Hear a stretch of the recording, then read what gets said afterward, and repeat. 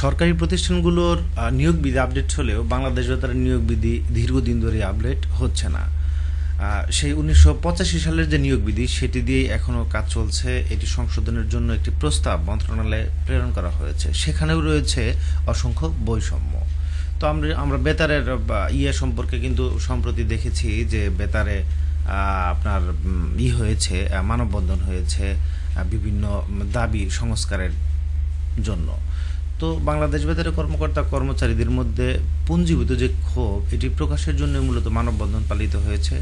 সুযোগ সুবিধা বঞ্চিত ও পদোন্নতি বঞ্চিত কর্মচারীদের প্রতি সুবিচার করতে সরকারের প্রতি দ্রুত পদক্ষেপ নেওয়ার জন্যই মূলত তারা মানববন্ধন করেছে। মূল বিষয় হচ্ছে নিয়োগ বিধি চূড়ান্তকরণ ও নতুন পদ সৃজনের মাধ্যমে এই উদ্ভূত সমস্যার সমাধান করা। বাংলাদেশ বেতারের যে মানববন্ধন হয়েছে সেটি গতকাল হয়েছে বৈষম্য বিরোধী আন্দোলনের মাধ্যমে স্বৈরাচার পতনের যে সরকার, অন্তর্বর্তীকালীন সরকারের নেতৃত্বে মূলত এরা চায় যে একটি বৈষম্যর একটি সঠিক সমাধান হোক। বাংলাদেশ বেতারের সর্বস্তরের কর্মকর্তা কর্মচারী, নিজস্ব শিল্পী এবং কলাকুশলীদের চাকরিতে পদোন্নতি বঞ্চনা সহ নানা বৈষম্য নিরসনের দাবিতে গতকাল অর্থাৎ ১৯ আগস্ট ২০২৪ সোমবার বেলা ১১ ঘটিকায় আগারগাঁওয়ে মূল ফটকের সামনে মূলত এই মানববন্ধন কর্মসূচি পালন করা হয়। এখানে বলা হয় বিশেষ ক্যাডারগড়ের পদোন্নতি পাচ্ছে না। বাংলাদেশ বেতারের নবম, ১৩তম, ১৫তম বিসিএস কর্মকর্তারা এখনও চতুর্থ গ্রেডে আছেন। এছাড়াও ২৪তম থেকে ২৭তম বিসিএস এর কর্মকর্তারা গত ষষ্ঠ গ্রেডে রয়েছেন, যাদের অধিকাংশ ১৪ বছরের অধিক। ২৮তম থেকে ৩৫তম বিসিএস এর নবম গ্রেডের অধিকাংশ কর্মকর্তা প্রায় ৮ থেকে ১৪ বছর ধরে পদোন্নতি বঞ্চিত রয়েছেন। বিসিএস তথ্য ক্যাডারে ৪টি সাব ক্যাডার রয়েছে।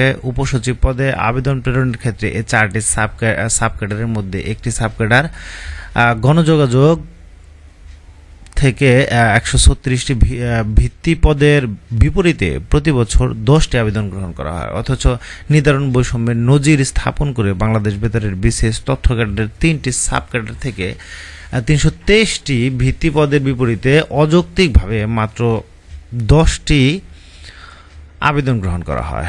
বাংলাদেশ বেতারের যে তত্ত্বাবধায়ক পদ থেকে প্রশাসনিক কর্মকর্তা থেকে মূলত ৩টি পদে যাওয়ার কথা, সেখানেও কিন্তু বৈষম্য সৃষ্টি হয়েছে। প্রশাসনিক কর্মকর্তা থাকা সত্ত্বেও ক্যাডার কর্মকর্তা দিয়ে মূলত এই ধরনের পদগুলো ফিল আপ করা হচ্ছে। যেমন এখানে আমরা পরিচালক প্রশাসন অর্থ, অতিরিক্ত পরিচালক প্রশাসন অর্থ, উপপরিচালক প্রশাসন অর্থ, এই 3টি পদ ফিডার পদে 3 বছর থেকে 6 বছর পূর্ণ হওয়া সাপেক্ষে প্রশাসনিক কর্মকর্তা হতে পদোন্নতির কথা থাকলেও তারা দেখা যাচ্ছে যে বিকল্প যে বিধিটি আছে সেটি অর্থাৎ সিনিয়র সার্ভিস পুল ক্যাডার থেকে ডেপুটেশন বদলির মাধ্যমে মূলত এই সমস্ত পদে পদায়ন দিয়ে কার্যক্রম পরিচালনা করছে। অন্যদিকে মহাপরিচালক বেতার থেকে আসার কথা থাকলেও সে মহাপরিচালকও দেখা যাচ্ছে যে সচিবালয় থেকে নিয়োগ দিয়ে তাদের দ্বারা পরিচালিত হচ্ছে কর্মকাণ্ড।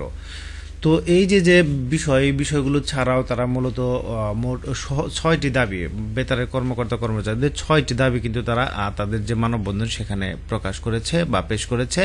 এটি তারা একটি প্রেস বিজ্ঞপ্তির মাধ্যমেও প্রকাশ করেছে। বাংলাদেশ বেতারের কর্মকর্তাদের পদোন্নতি বঞ্চনার অবসান করা 1 নম্বরে, এটি বলেছে তারা যে আমাদের দাবিগুলোর মধ্যে এটি কর্মকর্তাদের পদোন্নতি বঞ্চনার অবসান। 2 নম্বর হচ্ছে ব্যাচ ভিত্তিক পদোন্নতি সহ উপসচিব পদে ন্যায্যতার ভিত্তিতে পদোন্নতি নিশ্চিত করা। 3 নম্বরে একীভূত বিসিএস তথ্য ক্যাডার বাস্তবায়ন করা। 4 নম্বরে বাংলাদেশ বেতার হতে নিজস্ব মহাপরিচালক নিয়োগ করা। 5 নম্বরে নন ক্যাডার কর্মকর্তা কর্মচারীদের জন্য প্রস্তাবিত নিয়োগ বিধি বাতিলপূর্বক পুনঃসংশোধন করা। বাংলাদেশ বেতারের নিজস্ব শিল্পীদের পদ স্থায়ীকরণ ও পদোন্নতির ব্যবস্থা গ্রহণ। এখন এই যে 6টির মধ্যে এখানে 5 নম্বরে দেখুন একটি বলা আছে নন ক্যাডার কর্মকর্তা কর্মচারীদের জন্য প্রস্তাবিত নিয়োগ বিধি বাতিলপূর্বক পুনঃসংশোধন করে। এই যে পুনঃসংশোধনের কথাটি কেন আসছে?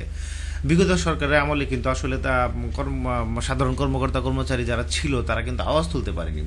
তখন দেখা যাচ্ছে আওয়ামী লীগের অলিগার বা ওই বিগত সরকারের যারা ছিল তারা তাদের ইচ্ছা মতো একটি নিয়োগ বিধি তৈরি করে তারা কিন্তু মন্ত্রণালয়ে পাঠিয়ে দিয়েছে। সেটি এখন অনুমোদনের অপেক্ষায় আছে। এটি মূলত বাতিল করে আবার সেটি পুনঃসংশোধন করে সেটি পাশ করার জন্যই মূলত চাপ দেওয়া হচ্ছে।